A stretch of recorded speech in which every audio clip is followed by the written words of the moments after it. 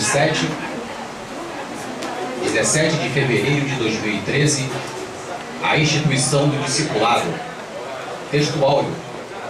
Portanto, ide, ensinai todas as nações, batizando-as em nome do Pai, e do Filho, e do Espírito Santo. Mateus 19. Vamos repetir o texto áureo de hoje. Portanto, ide, ensinai todas as nações, batizando-as em nome do Pai, e do Filho, e do Espírito Santo. Mateus 28, 19. Verdade aplicada. Uma grande prova do nosso amor ao Senhor Jesus está em obedecermos através da prática do discipulado. Os objetivos da lição de hoje: mostrar que o discipulado é o que o Mestre nos pediu para fazer, apresentar quem Jesus de fato é para que desse tal ordem, e a quem compete pôr em prática o exercício do discipulado. Texto de referência está em Mateus capítulo 28, do versículo 16 em diante. Eu leio os pares e as classes os ímpares. E os 11 discípulos partiram para a Galileia, para o monte que Jesus lhes tinha designado. E quando o viram, o adoraram, mas alguns duvidaram. E chegando-se Jesus, falou-lhes dizendo: é-me dado todo o poder no céu e na terra. Portanto, ide, ensinai todas as nações, batizando-as em nome do Pai, e do Filho, e do Espírito Santo, ensinando-as a guardar todas as coisas que eu vos tenho mandado. E eis que eu estou convosco todos os dias, até a consumação dos séculos. Amém. Vamos repetir mais uma vez o versículo 19. Portanto, ide, ensinai todas as nações, batizando-as em nome do Pai, e do Filho, e do Espírito Santo. Maravilhoso Deus e eterno Pai, te agradecemos uma vez mais, Senhor, por esta oportunidade. Deus, que o teu Espírito Santo seja com cada professor nas respectivas classes. Que eles possam ministrar a tua palavra com sinceridade, fidelidade e lealdade à tua palavra.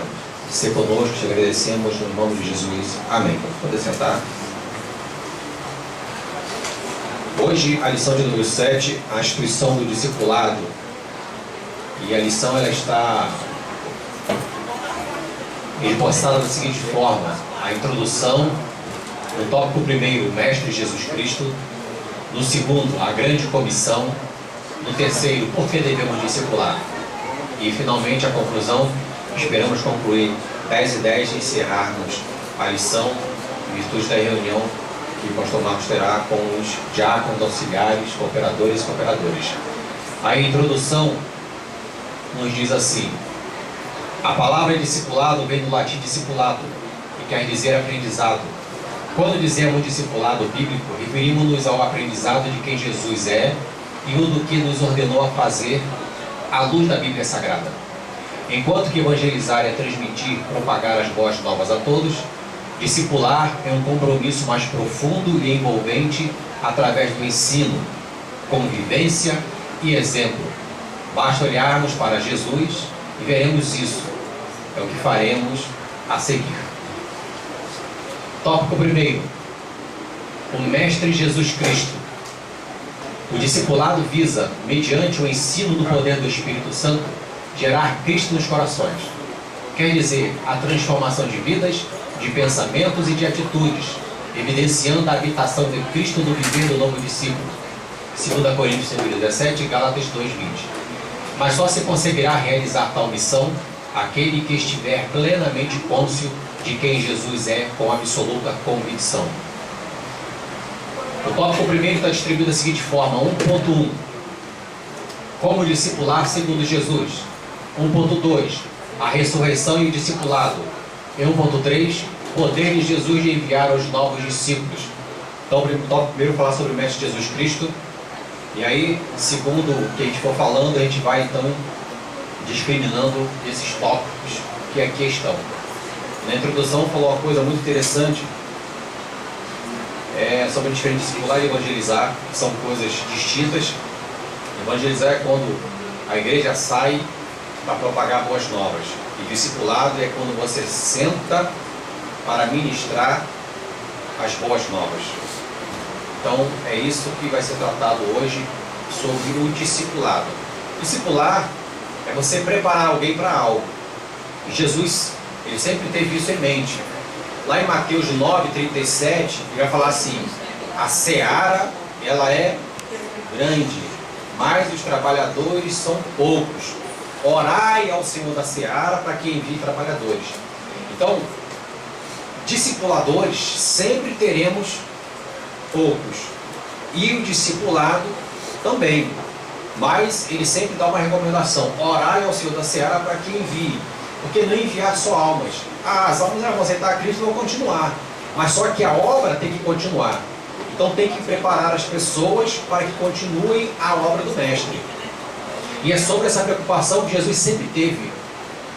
E ele não esperou terminar todo o discipulado para enviar. A gente vai ver na palavra, porque a Bíblia diz assim lá em Mateus capítulo 5, que é o famoso Sermão do Monte, o Sermão da Montanha, onde ele vai iniciar com as bem-aventuranças. E ali, o foco de tudo isso eram os discípulos. Embora que depois vai ver que existia uma grande multidão ouvindo as palavras de Jesus. Mas ele vai como se assentar e vai começar a ministrar aos discípulos. E aí a multidão vai estar ali também ouvindo as palavras do Mestre.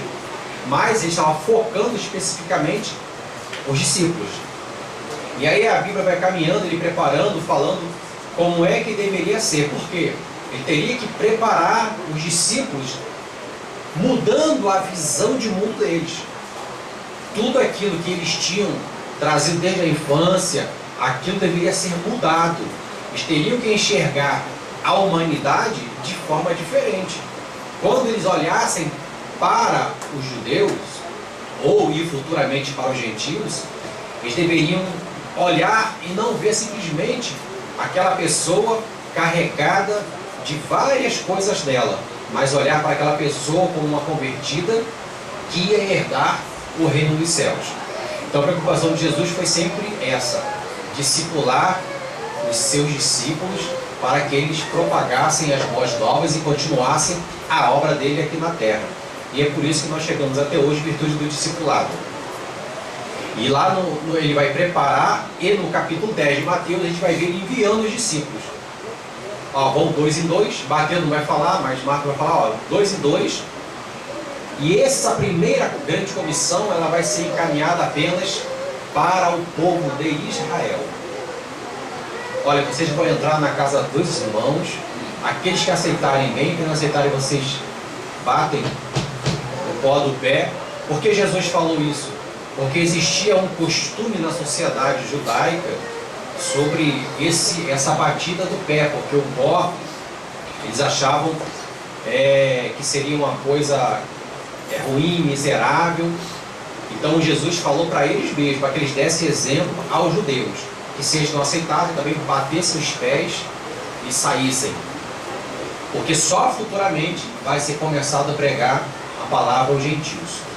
Então a primeira comissão foi para os judeus e logo depois passou-se para os gentios. Como discipular segundo Jesus.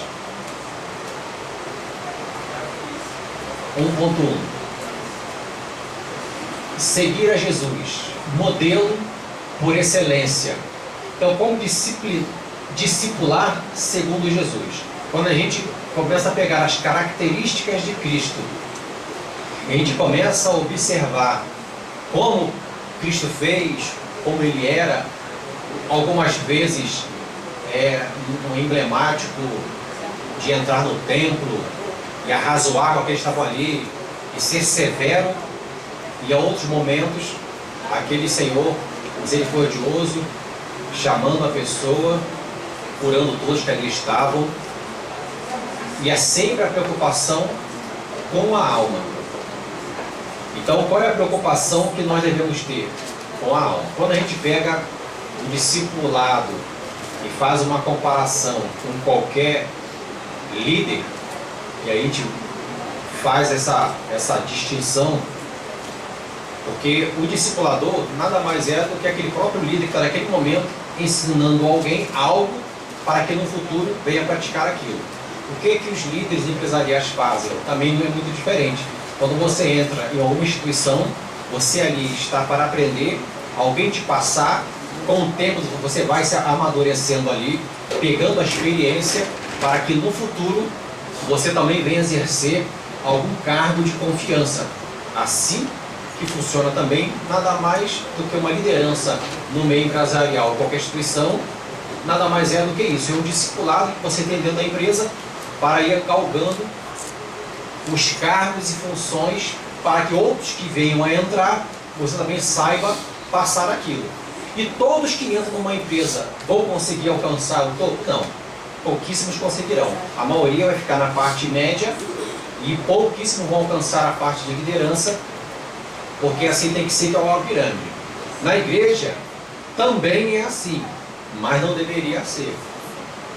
Porque na realidade todos entram, são discipulados, e para que lá no futuro fossem discipuladores daqueles que estão vindo.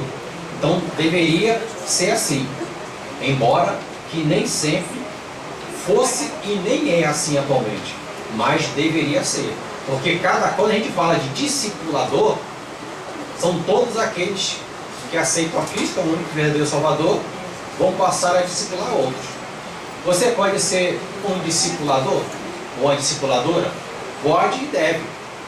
Porque o discipulador, que a gente vai tentar tirar isso da nossa mente, o discipulador e a discipuladora não é só aquele ou aquela que está na igreja, que é separado pelo pastor para que venha para uma casa de discipulado, discipular alguém. Que aí, em alguns casos, chama-se o discipulador, e em outros casos são os próprios professores das classes de discipulado. Isso é dentro da igreja. Mas nada impede que você seja um discipulador de qualquer pessoa. Se você está no seu local de trabalho e tem alguém ali que, além de você evangelizar, você vai discipular, você é um discipulador. Porque olha só, quando você evangeliza no seu trabalho, você evangeliza no local de estudo, evangeliza em qualquer outro local, seja vizinhança ou não, você vai ali e evangeliza, lançou a palavra, você se ausenta, e aí vai passar para um outro. Assim funciona esse tipo de evangelismo. Agora, quando fala assim, discipular, é você pegar a pessoa e estar ali com ela, lança uma palavra, aí 2 dias depois, vai lá de novo. Aí outra semana, você vai pouco a pouco discipulando aquela pessoa, mostrando o reino para ela. Então o discipulado, ele está além do evangelismo e é um trabalho, não vou dizer duradouro, mas é um trabalho que ele demanda tempo. Ninguém discipula alguém de um dia para o outro ou de uma semana para a outra.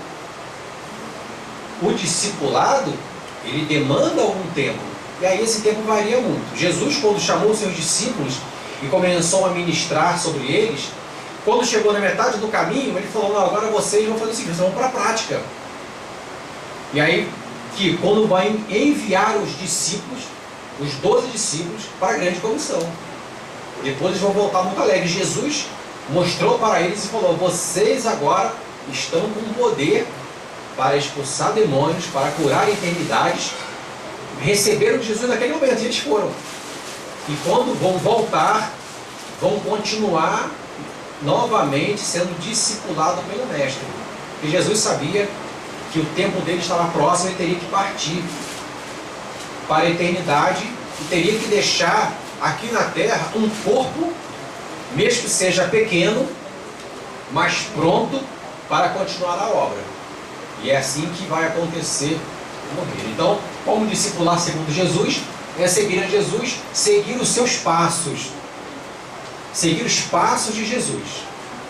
Não é tão simples e tão fácil assim, mas na medida do possível, devemos seguir o modelo por excelência, que é quem?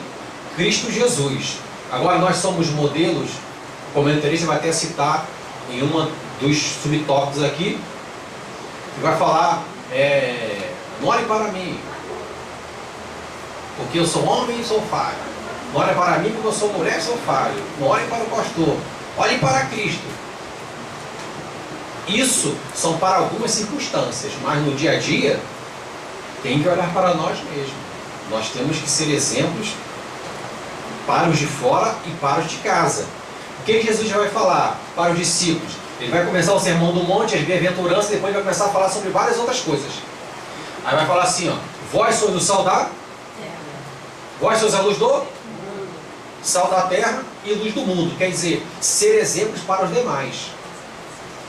Luz do mundo, vocês têm que ser luz, mostrar para o mundo quem vocês são. Sal da terra, para não salgar muito, também não ter muito, vocês têm que ser ali. Então, Jesus sempre teve essa preocupação de ser exemplo e mostrar para os discípulos que vocês têm que ser um exemplo. Lembra aquela passagem interessante de Pedro? Pedro chegava até lá e não conseguia perdoar. Aí voltava, mestre, eu não consigo. Pedro vai lá de novo. Até que depois ele conseguiu. Aí vai falar, quantas vezes deve perdoar? 77. Quer dizer, é um número infinito que você deve perdoar. Então ele tentou sempre mostrar isso para os discípulos, para que fossem exemplo. E nós também devemos ser exemplos para os de casa e para os de fora. O que a gente também temos visto muito são os maus exemplos. Se exemplo não fosse bom, quando olham para o mau exemplo, o que eles fazem? Apontam logo. Olha ali, ó. Isso. Isso acontece com vários. Eu estava lendo um artigo essa semana, um cidadão escrevendo sobre os pentecostais. Ele estava dizendo o seguinte: se o pentecostalismo fosse muito bom, os líderes não teriam caído. Só que ele botou um nome bem pequeno. Aí a gente pega lá o pentecostalismo desde que começou, quantos homens e mulheres de Deus tiveram?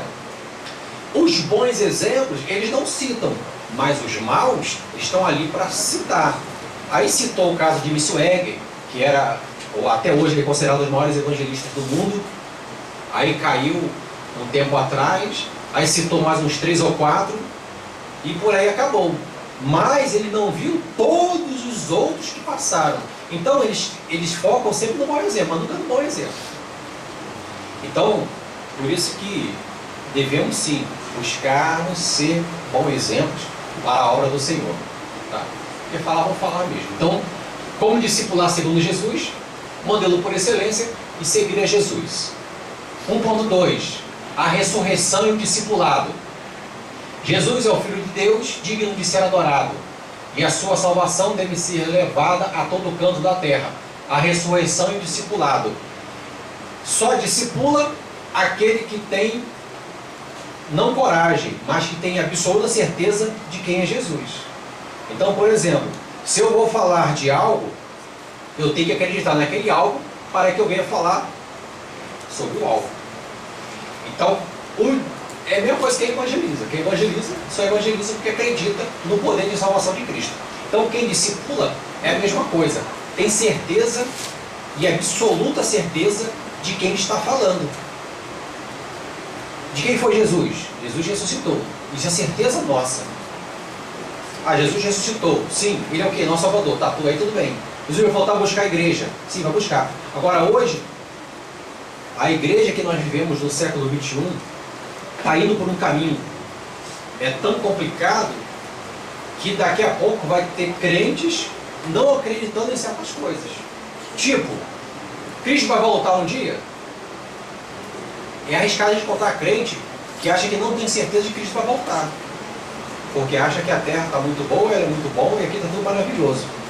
Porque tentando conquistar muito o que aqui está, pela teologia da prosperidade, de que aqui é muito bom, de que viver na terra é muito bom, e é tão bom, que esquece que nós somos peregrinos aqui na terra. Nós somos peregrinos e estrangeiros. A nossa pátria, a gente sempre fala, nossa pátria não é daqui, mano. Nossa pátria, ela é do céu. Então nós somos alienígenas, né? Eu vi um pastor uma vez falando na televisão. Mas eu não vou muito por esse caminho, porque nós somos alienígenas, não. Nós somos aquele que Deus chamou para uma grande obra, e de que essa obra aqui um tempo vai terminar, estaremos na eternidade com Cristo Jesus. Então, tem certezas e verdades bíblicas que elas têm que estar pulsando no nosso coração. Porque se não tiver pulsando no nosso coração, nós não teremos aquela ênfase de discipular alguém, de ter a certeza de falar para alguém sobre a palavra, sobre Jesus, sobre quem é, sobre quem ele foi e o que ele faz ainda hoje no nosso meio. Porque às vezes muitos de nós não falamos, porque a gente fala assim, mas às vezes eu não sei falar certas coisas, às vezes posso me complicar. Você não precisa esquentar a sua mufa por negócio de querer falar ou não. Porque se você comparece aos cultos de ensino, se você é frequentador da escola bíblica dominical, se você hora e outra lê a palavra, você não precisa ter preocupação em falar certas coisas. Porque no momento que você vai começar a falar, você vai ver que certas coisas sairão, certas palavras sairão da sua boca, de que você vai pensar engraçado. Eu nem pensava em falar isso e falei. Por quê? A Bíblia diz que o Espírito Santo, ele, em determinados momentos, falará por nós. E às vezes nós nos preocupamos tanto em falar, porque a gente às vezes quer falar palavras humanas.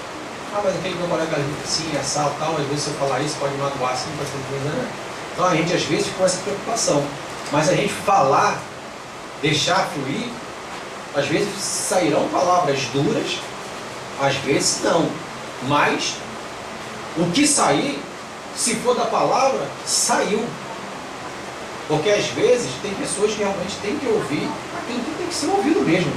E aí, ela com Deus. Entendeu?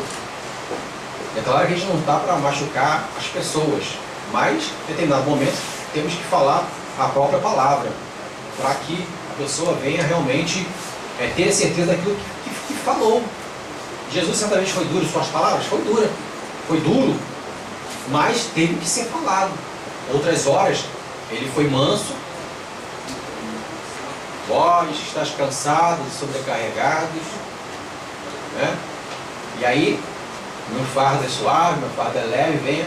Mas em determinado momento, raça de víboras, porque então tem momento para tudo. Tem momento que você vai falar palavras suaves e boas, tem momento que você vai falar palavras duras, porque às vezes é o momento de ser falado. E a ressurreição e o discipulado é sobre ter a certeza de que Jesus morreu, ressuscitou, está à destra do Pai, advoga a nossa causa, enviou o Consolador e está conosco até hoje. E essa certeza que temos. 1.3. Poder de Jesus de enviar os novos discípulos. Ide, fazei discípulos. A gente pode pegar o ide e dizer que ele forma um acróstico. Acróstico é aquela palavra que a gente pega as letras e dá certinho. Então, ide, indo diariamente evangelizar. Isso vale muito para culto de missões, tá? Como aqui não é culto de missões, então ide fazer discípulos, não é... Esse texto aqui desse documentarista, ele não está pegando isso aqui para o evangelismo em missões. Ele está pegando o ide fazer discípulos para ser discipulador, tá? Então, lembrando bem que quando a gente for falar poder de Jesus de enviar os novos discípulos, é o aprendizado do discipulado, tá? Então a gente tem que trabalhar sempre nessa mente, porque senão você pode sair daqui confundindo essa lição com a lição de evangelismo em missões, e não é. A lição de hoje é de instituição do discipulado. Então, o poder de Jesus de enviar os novos discípulos e de fazer discípulos. Fazer discípulos, discipular aqueles que adentraram o reino. Então, Jesus partiu, sobraram quantos? 11, porque Judas Iscariotes negou e morreu. Aí depois separaram mais um para agregar novamente os 12, que foi um senhor chamado Matias. E desses 12 iniciou novamente essa obra. Aí naquela famosa pregação de Pedro, que cerca de quantas mil almas aceitaram? Cerca de 3.000, quase 3.000, quase 5.000 almas agregaram naquele momento. E aquela multidão agregando ali. Se simplesmente agregar, daqui a pouco vão começar a ser pulverizada. Então eu creio que Pedro, que recebeu o discipulado de Jesus, automaticamente, a partir daquele momento, começou a discipular outros. Foram todos? Não. Mas alguns dali sim.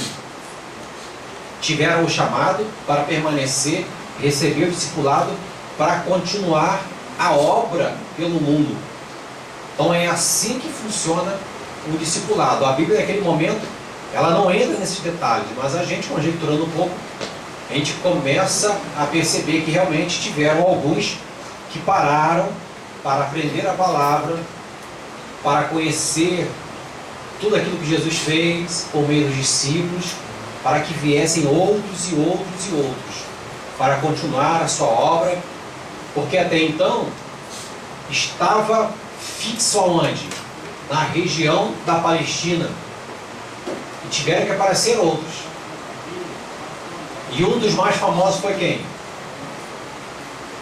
Um dos mais famosos depois dos discípulos foi quem? Apóstolo Paulo. E o apóstolo Paulo foi aquele que foi então encaminhado para os gentios e começou então a entrar na Grécia. Em determinado ponto, metade era dominada pelo Império Romano, e depois começou a propagar o Evangelho. Aí começou-se a ir pelas igrejas da Ásia e por aí vai. Isso é o discipulado. E Paulo, ele foi também um discípulo. É claro que ele recebeu diretamente do Senhor Jesus, como ele mesmo fala.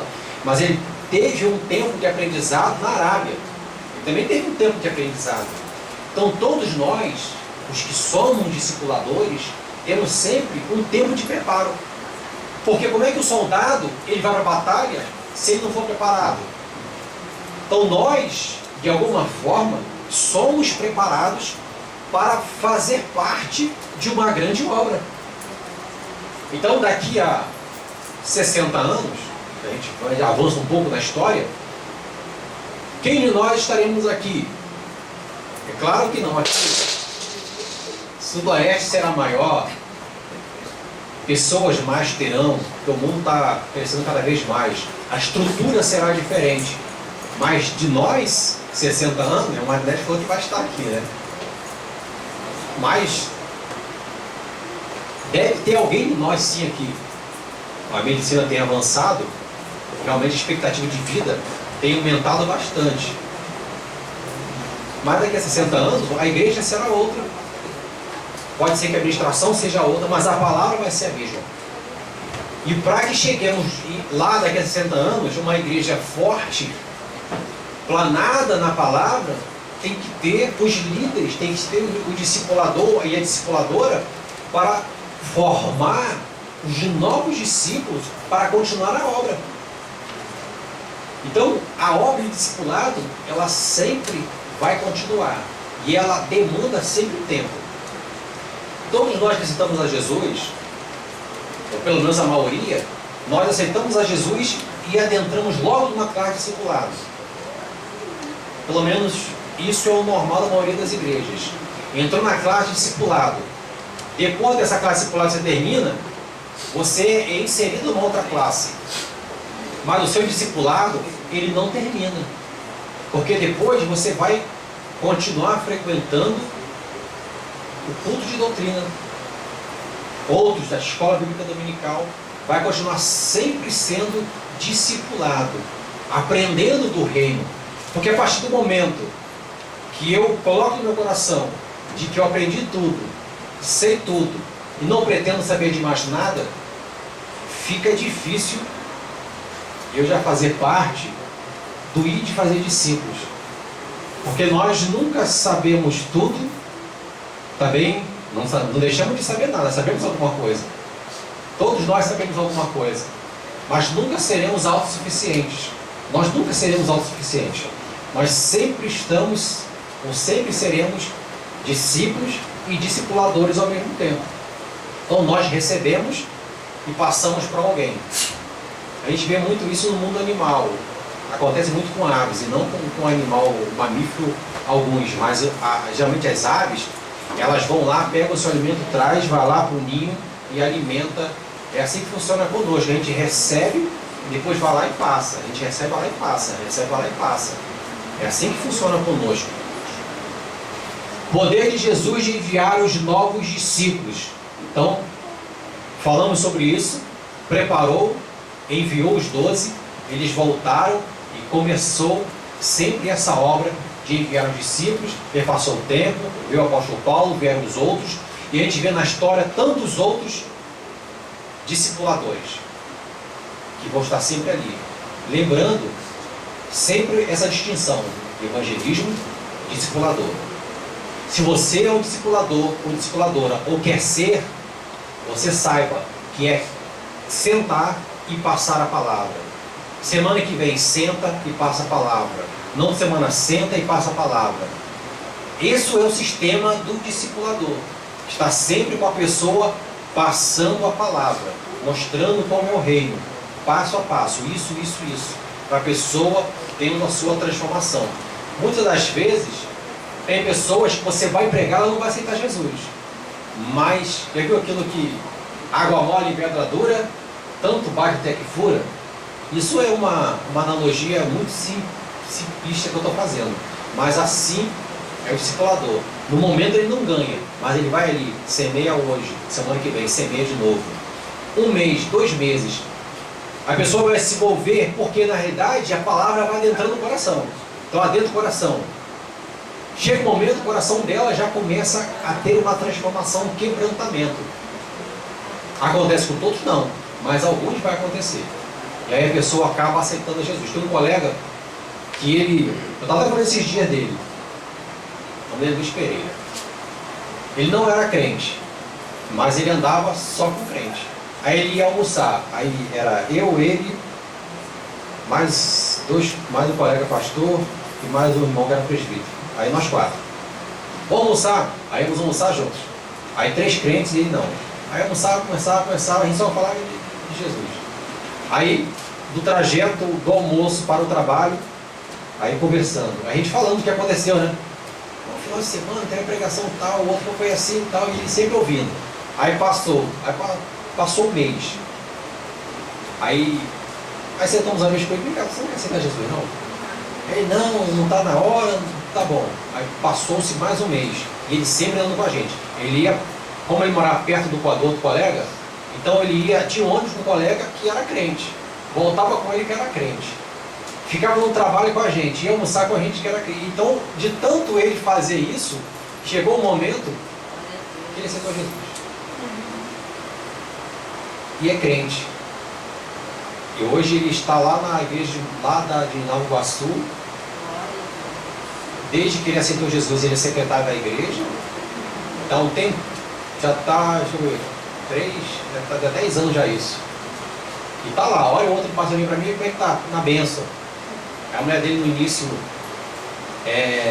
ficou, mas não sabia que ia. Acabou indo, ele está a família toda, fazendo a obra. Muito bom, fui até lá uma vez na igreja dele levar um estudo que ele pediu para os jovens. E a gente vê que de tanto falar o momento, o coração dele se abriu para a obra.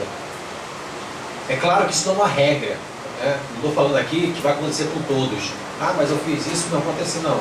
Isso aí não é uma regra, mas é algo de que, conforme você vai falando, a palavra vai adentrando no espírito da pessoa, vai trabalhando na alma dela, no coração, que aí vai tendo um quebrantamento e ela vai cada vez mais tendo um conhecimento de quem é Cristo.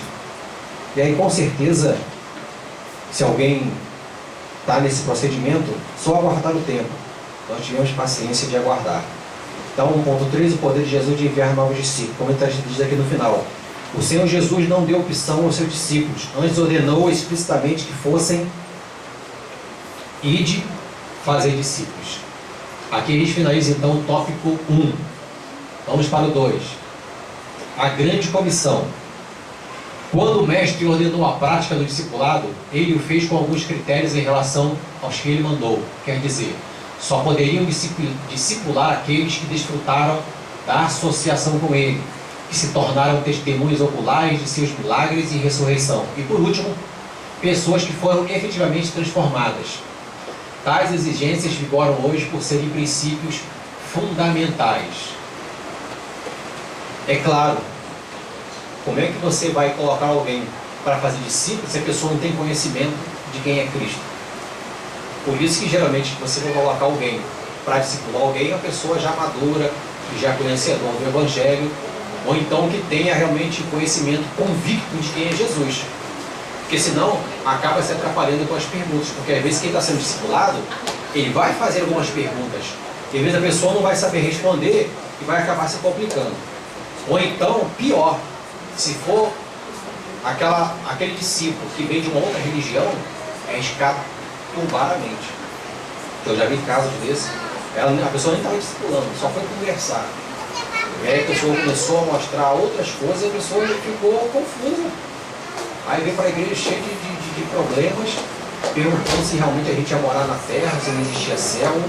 E começou um problema, aí a gente teve que ir um trabalho ainda de novo para trabalhar aquela pessoa, para ela vir a ter certeza e começar a mostrar a palavra de novo. Então esse cuidado tem que ter. 2.1. Os primeiros discípulos.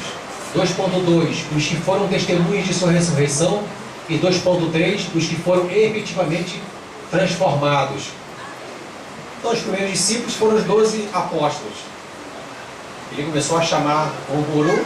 Os primeiros foram os 2 irmãos, Simão Pedro e André. Jesus passando por ali, viu eles no barco e falou, deu aquele chamado a eles: olha, vocês vão ser agora pescadores de homens. A Bíblia diz que imediatamente eles aceitaram a Jesus e passaram a segui-los. Depois vieram os outros 2 irmãos, e aí a obra foi continuando. Aí veio, chamou Mateus na hora largou o que estava fazendo e foi seguir Jesus. É interessante que a Bíblia ela sempre mostra assim, que eles largaram e seguiram. Não tiveram aquele tempo assim, mas eu vou... Por exemplo, o caso de Pedro e de João, eles estavam ali com o pai. Não, deixa eu perguntar primeiro se eu posso isso, se eu não posso. Eles já largaram e foram. Mateus tinha um bom emprego, que era o arrecadador de impostos do Império Romano. Era odiado pelos judeus, mas considerado pelo Império Romano, porque é o que trazia a parte numerário para o Império. Cobrava aqueles impostos até em excesso, por isso que o pessoal, o judeu, era contra certos procedimentos, não somente dele, mas todos aqueles que trabalhavam na área de controladoria, da contadoria ou da tesouraria, e por aí você pode colocar vários nomes. Mas imediatamente, quando ele ouviu o chamado, ele largou e seguiu. E foi ser discipulado por Jesus. E os que foram testemunhos de sua ressurreição, a gente vai ver várias pessoas tendo o chamado como sendo testemunhos de sua ressurreição, e os que foram efetivamente transformados, que é o 2.3. Vai lá, Tiago. Os primeiros discípulos. Devemos lembrar que estamos associados a Jesus em plena comunhão com o Espírito Santo, que ele prometeu.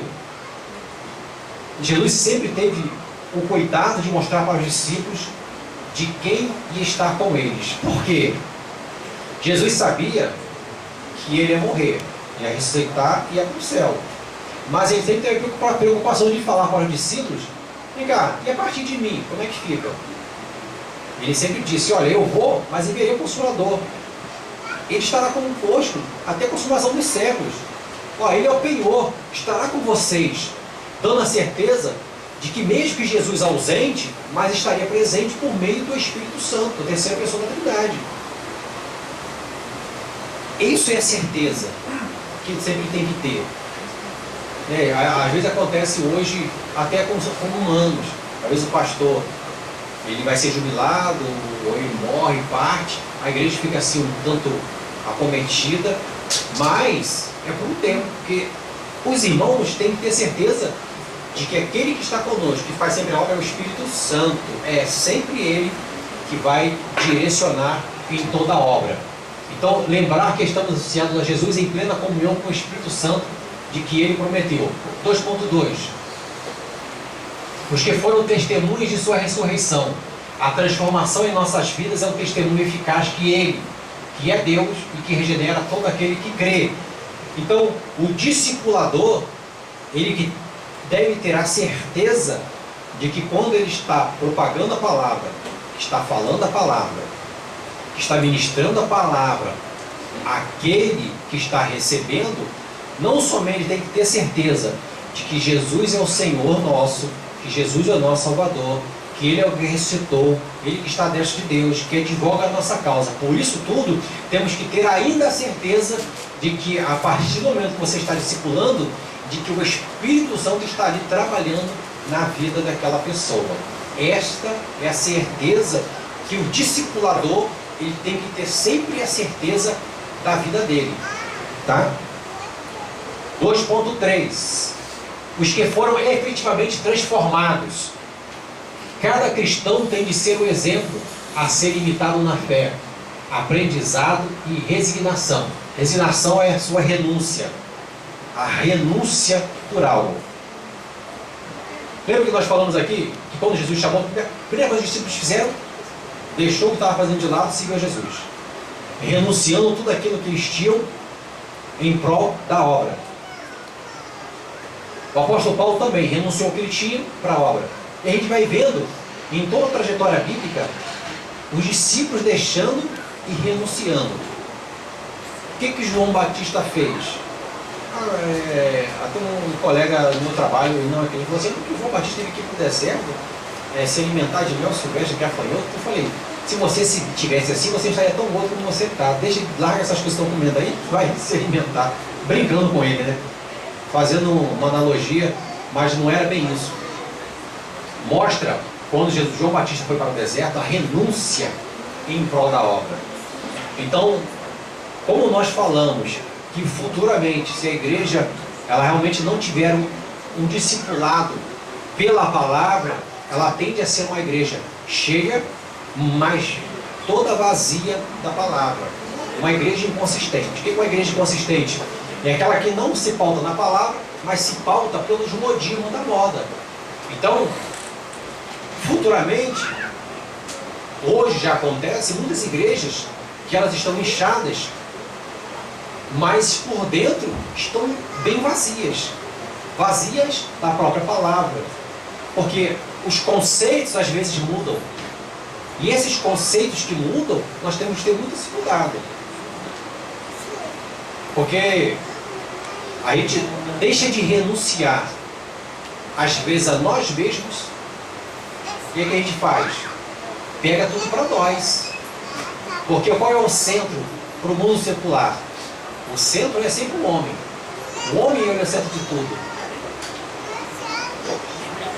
E para nós, o homem é o centro de tudo? Mas pode falar não. E é claro que não. Para a igreja, o homem, ele não é o centro de tudo. Nós não somos o centro de tudo. Porque a partir do momento que nós começamos a pensar que nós somos o centro de tudo, aí eu vou pautar tudo em mim, no ser humano. Então tudo é para mim. Então o que eu faço é para mim. Se tudo que eu faço é para mim, então eu passo a fazer toda a atuação da minha vida em prol da minha vida terrena. Então, aí eu fico com a preocupação de morrer, que eu não posso morrer. É lógico que não estou falando aqui que nós não devemos viver uma vida plena. Nós devemos ter uma vida plena, com saúde, com satisfação, buscar o melhor para as nossas vidas. Isso nós devemos buscar com o nosso trabalho, estudar, trabalhar, tentar galgar os melhores empregos para ter uma vida boa para nós. E eu não estou tirando isso da nossa vida, devemos buscar isso. Mas o pensamento atual ele está focando tanto nisso, de que as pessoas estão esquecendo disso e achando que vão viver sempre na terra, tendo uma comodidade e achando de que o tempo, o amanhã, ele não vai chegar. Então a gente começa a não ser mais discipuladores e também deixamos de evangelizar, de discipular, de fazer essa obra que devemos fazer, porque como está focado em nós mesmos, nós esquecemos isso e não se pauta mais na nossa vida isso, então nós vivemos a vida que devemos viver. Deixa a vida me levar e leva mesmo a minha vida. E eu vou fazendo isso. A vida me levando, o tempo vai passando e eu faço aquilo que deve fazer. Porque está com foco aonde? No ser humano. E Jesus sempre teve essa preocupação de focar no ser humano, mas não no eu, mas sempre no próximo. Lembra do mandamento? Os dois maiores mandamentos da palavra? Amar a Deus sobre todas as coisas e o próximo a ti mesmo. Então, o que eu quero de bem para mim, eu quero para o próximo. Aí a gente entra no ponto fundamental do discipulado. Se eu vou galgar a vida eterna, porque se existem dois caminhos, céu e inferno, e eu vou galgar a vida eterna, quando eu olho para o próximo e vejo ele indo para o inferno, o que eu tenho que fazer? Pregar a palavra, falar de Jesus, para que ele se converta e não vá para o inferno e vá para o céu como eu também vou. Então eu estou olhando o próximo como a mim mesmo. Está entendendo? Agora, isso é tão fácil? Às vezes não é tão fácil. Eu também não estou aqui para dizer que se é fácil ou se não é. Sei que tem uma dificuldade nisso. Até porque existem, além do nosso viver normal, existem batalhas espirituais. Existe algo que está presente ali, de que a gente não consegue chegar pelos nossos olhos carnais, mas sempre existe algo espiritual onde nós estamos. Às vezes você quer falar algo, mas existe algo que está por aí, ali, naquele momento, que a gente é impedido sobre aquilo. Vai chegar um momento, a gente acabará falando sobre aquilo. Então, os que foram efetivamente transformados, cada cristão tem de ser um exemplo a ser limitado na fé, aprendizado e resignação, que é a renúncia. Renunciar muitas coisas. E aí uma pergunta, né? Será que temos renunciado muita coisa? Termos em vista oferecer-vos exemplo em nós mesmos para nos imitardes. Aí está falando aqui sobre o da imitação, né? Aquilo que nós falamos anteriormente, de ser exemplo, mostrar para os demais o que você é, do que você faz, do que você segue. Tem gente que não diz ele possa vir saber que eu sou crente aqui. Não, a pessoa tem que saber realmente que você é crente. Não sei se você tem de alguma coisa, mas temos alguns benefícios quando você sabe, quando alguém sabe que você é crente. Tem pessoa que às vezes não quer demonstrar, né? Vai estar no local de trabalho, não quer que nem saber que ele é crente. Eu acho isso um erro. Nós temos que demonstrar que nós somos crentes mesmo. Servos do Senhor, pronto ali para qualquer coisa. E isso abre uma porta para nós. Porque às vezes, se você ser um exemplo, você não precisa nem ficar pregando a palavra. Até porque seu local de trabalho é seu local de trabalho. Você não está ali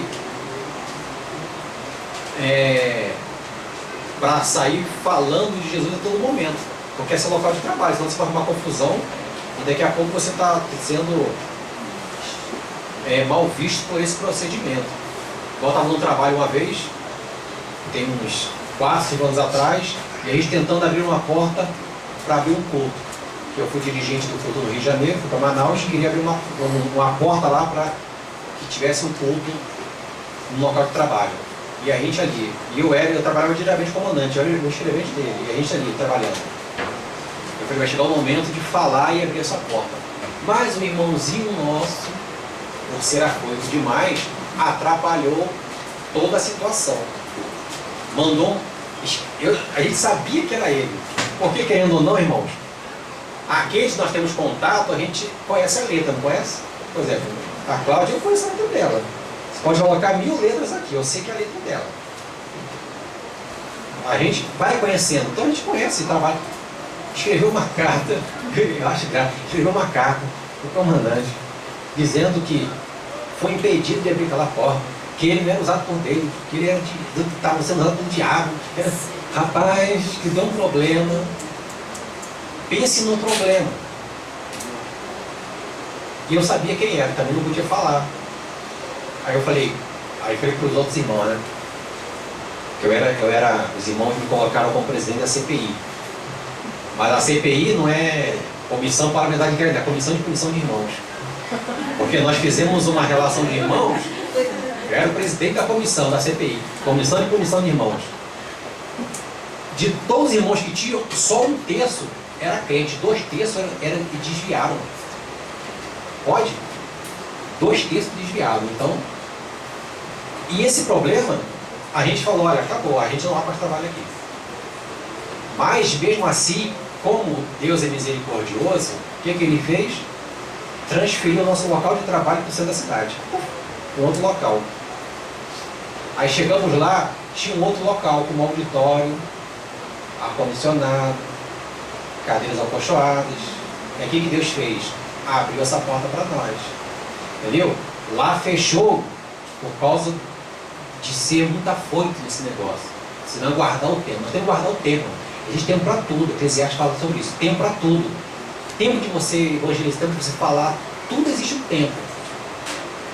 Eu vou falar porque isso aqui é verdade. Não, nem sempre é o momento. Você tem que guardar o tempo para falar certas coisas, para fazer certas coisas. Existe um tempo nisso. E aí foi uma bênção. O trabalho ficou lá. Tinha lá de desviar 12 anos, voltou para Jesus. Então a porta, quando abre, ele sempre tem a tendência de frutificar. Então esse cuidado temos que ter. Então, cada cristão tem de ser um exemplo a ser limitado na fé, aprendizado e renúncia. E aí, temos renunciado a nossa vida? Temos renunciado a nossa vida? Temos? Não, irmão. Temos renunciado pouco. Eu tenho renunciado pouco. Não vou falar com você não, porque cada um é individual. Mas nós temos renunciado pouco à nossa vida. Temos renunciado pouco em prol do que deve ser o discipulado. Então isso é para pensarmos.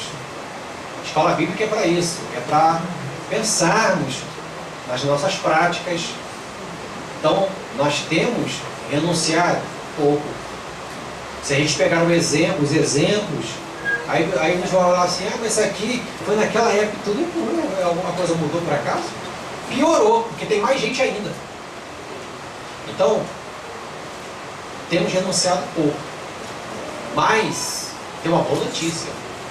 O pouco que a gente faz, ainda é considerado algo bom. Porque, se eu renuncio pouco, mas pelo menos eu faço o mínimo meu, o mínimo teu, aí imagine. Se a igreja naquela época era pequena, e hoje a igreja ela é considerada, em termos de história, grande, então o mínimo meu com o mínimo teu, aí 2 mínimos. Então 2 mínimos meus com 2 mínimos dos outros, aí 4 mínimos. E isso vai juntando, torna-se algo grande. Porque nós somos envolvidos durante o dia de muitos afazeres, não é verdade? Nós temos muita coisa a fazer. Muita coisa mesmo. Mas mesmo assim, nós não devemos nos deixar fazer o que devemos fazer como servos de Cristo. Já ultrapassou lá o prazo. Amém? Vamos lá. 3. Por que devemos discipular? Atualmente devemos 2 realidades contrastantes em relação à divulgação do Evangelho. A primeira é que muita propaganda dele tem sido feita no mundo. Segunda, o avanço de um paganismo e descristianização da sociedade através das artes e secularismo em todas as áreas. Às vezes, pensamos nas nações, povos, etnias, seu evangelho e nos preocupamos. Isso é legítimo, mas nos descuidamos de discipular nossos filhos, amigos e vizinhos. Por isso, precisamos voltar ao princípio. Isso aqui ele está falando em termos históricos, tá? Por exemplo, a primeira, muita propaganda. Propaganda tem. Se você ligar só a televisão, vários programas de televisão mostrando o Evangelho, praticamente 24 horas no dia. Qualquer hora que você ligar, você pode procurar. Tem pregações, tem alguém pregando a palavra, você vai ter atualmente em a maioria dos canais, não pode canal não, em alguns canais, mas se você buscar tem. Então isso é em todo mundo, tá? Agora, e a segunda, o avanço de um paganismo e descristianização da sociedade? Sim, nas artes e o secularismo em todas as áreas. Isso aqui começou a acontecer a partir de 1789, 90, 98, que foi o surgimento do iluminismo, do renascimento, e juntamente com a Revolução Francesa, a grande revolução pela Inglaterra, tudo isso abarcou nessa parte de paganismo e descristianização. Onde isso começou? Na Europa. A Europa era um dos maiores celeiros do mundo de missões, de missionários. O nosso país, ele é exemplo disso. Tantos missionários que vieram para cá, E a nossa própria denominação, ela é fruto de missionários que vieram para cá, mas a Europa, ela se encontra hoje num momento muito difícil da sua história, porque eles deixaram. A gente fala assim, mas realmente o mundo mudou, passando dificuldade. A Europa está passando problemas hoje críticos, também por parte econômica, sim, mas essa parte econômica, com certeza, é um desvio do que ela começou lá atrás e deixou. Porque a maioria das constituições europeias tem Deus na sua constituição. O que elas estão fazendo agora? Retirando a palavra Deus, porque não pode ter isso em nenhuma constituição que eles estão tirando. E o que os Estados Unidos está fazendo? Está querendo acompanhar a Europa. E é por isso que também vai começar a passar problemas. Então tudo isso, a gente vê o crescimento do paganismo, inclusive também por meio das artes. Que aí começou a aparecer Da Vinci e tantos outros artistas da época mostrando a arte. Que lá atrás a judaico-cristã, atualmente a mais valorizada é a greco-romana. E já estão aparecendo outras. Por causa, sempre envolvido nisso aqui, do paganismo e descristianização. É o que? Cada vez mais tirar sempre Cristo, Deus, tudo que envolve isso no seu país. E isso é ruim. Isso é ruim. Tá? Não vou entrar nesse detalhe que a aula não é para isso. Então, por que devemos discipular? 3.1. Por causa da eficácia desse método. 3.2. Porque a vida de Jesus se aproxima. E porque a vida terrena é curta, mas a alma é eterna. Então, esses três aqui nós já comentamos mais ou menos como é que é, por causa da eficácia desse método. O método de discipulado, nós temos que ter certeza de que ele funciona. Ele funciona? Funciona. O mesmo método do passado é o método atual. Você discipular a pessoa na palavra e com ela ali. Então, se você quer discipular alguém, vai demandar tempo, mas fique com ela. Uma semana, um mês, 2 meses e por aí vai. É o método. O comentarista, ele vai dizer o seguinte: o discipulado tem uma eficácia insubstituível, que é a atenção direta que podemos oferecer a alguém e responder às suas eventuais dúvidas. Por quê? Na pregação, o pregador está ministrando a palavra, ninguém pode interromper. Eu aqui dando aula, vocês podem me interromper a qualquer momento. E é por isso que a escola dominical serve, para que haja interrupção. Eu não estou aqui ministrando algo e somente passando. Vocês têm um livre-arbítrio para perguntar qualquer coisa que vocês puderem para quem está ministrando. Então, por exemplo, eu estou aqui, vocês podem perguntar qualquer coisa. Que eu estou, não vou dizer que eu estou pronto para responder, mas eu estou aqui para responder. Se eu não conseguir responder, tem o pastor. Se não conseguir responder, então você vai esperando a resposta. Mas essa é a função da escola dominical. E qual é o discipulado? Aí, mas o que acontece? Às vezes a pessoa está aqui e não... Já viu? Todo mundo aqui passou pelos bancos escolares. A gente ficava ali cheio de dúvida, eu não queria levantar a mão porque o coleguinha do lado e às vezes ria da gente. E a gente ficava com a dúvida e ia com dúvida para casa. Porque, mas isso aí, não é aqueles que eram os nerds, querendo, você não sabia disso aí, querem brincar com a gente no recreio. E hoje, isso não acontece no nosso meio. Mas a pessoa, como traz lá da infância isso, não pergunta. Às vezes está aqui doido para fazer uma pergunta e não faz, porque estamos num grupo e aí o grupo, ele fecha a pessoa. E o discipulado? Não, o discipulado só tem ali 2 ou 3 e aí pode perguntar à vontade. Por isso que o discipulado ele é interessante e ele é insubstituível, porque está ali para perguntar, tá? Então, o discipulado tem uma eficácia insubstituível, que é a atenção direta que podemos oferecer a alguém e responder às suas eventuais dúvidas, né? Aí está aqui o tocador e demais. Vamos lá, 3.2.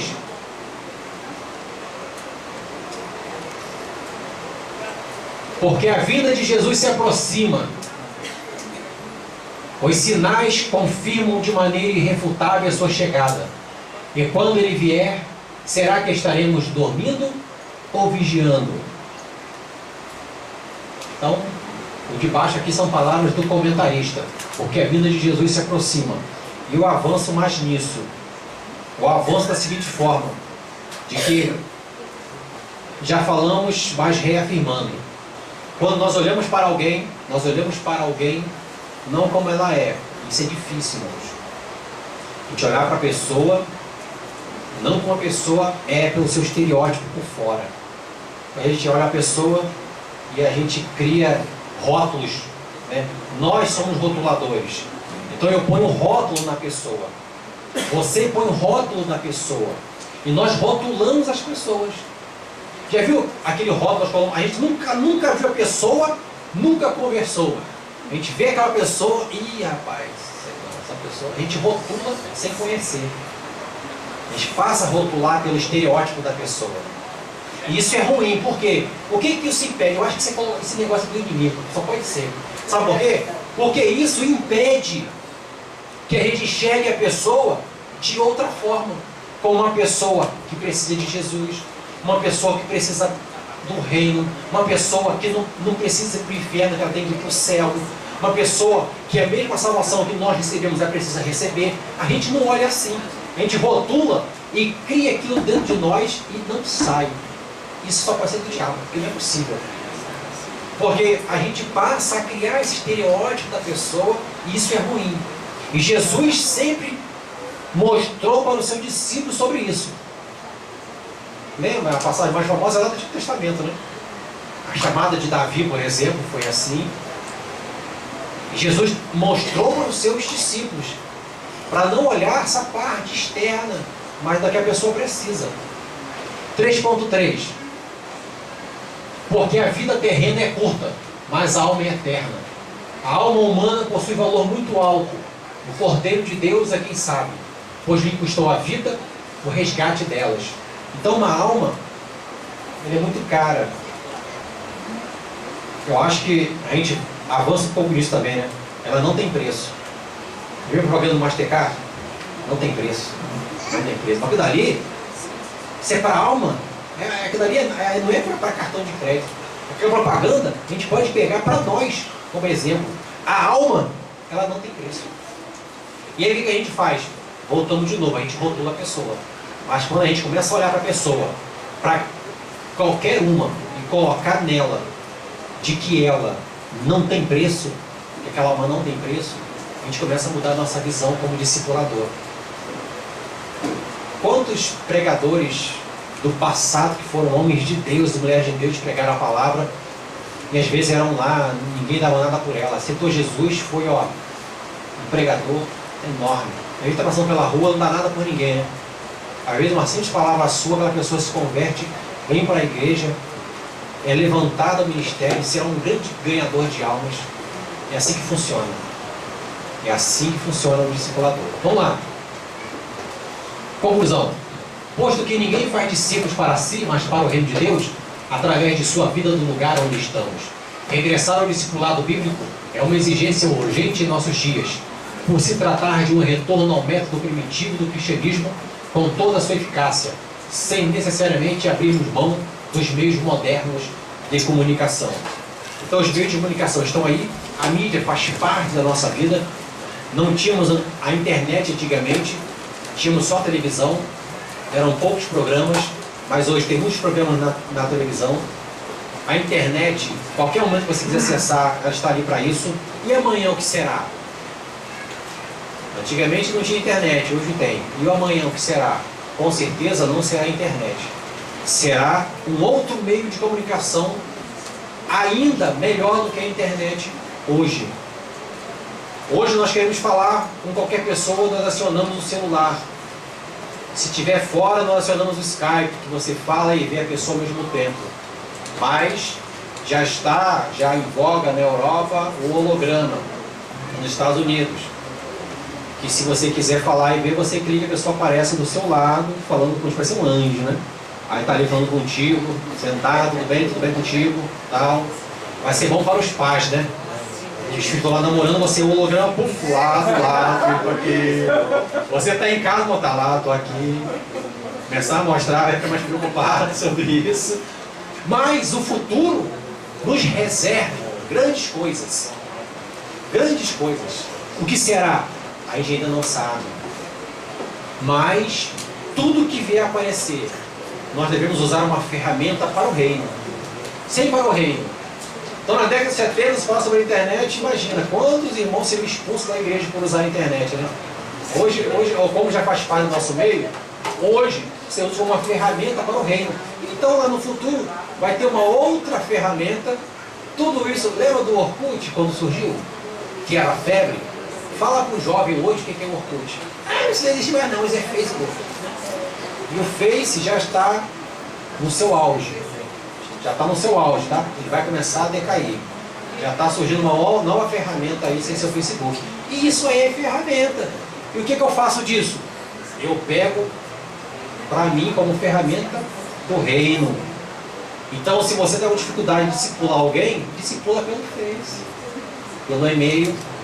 Mesmo que você fosse ser uma pessoa considerada chata, mas você vai estar ali discipulando. Que Deus abençoe a cada um de vocês em Cristo Jesus.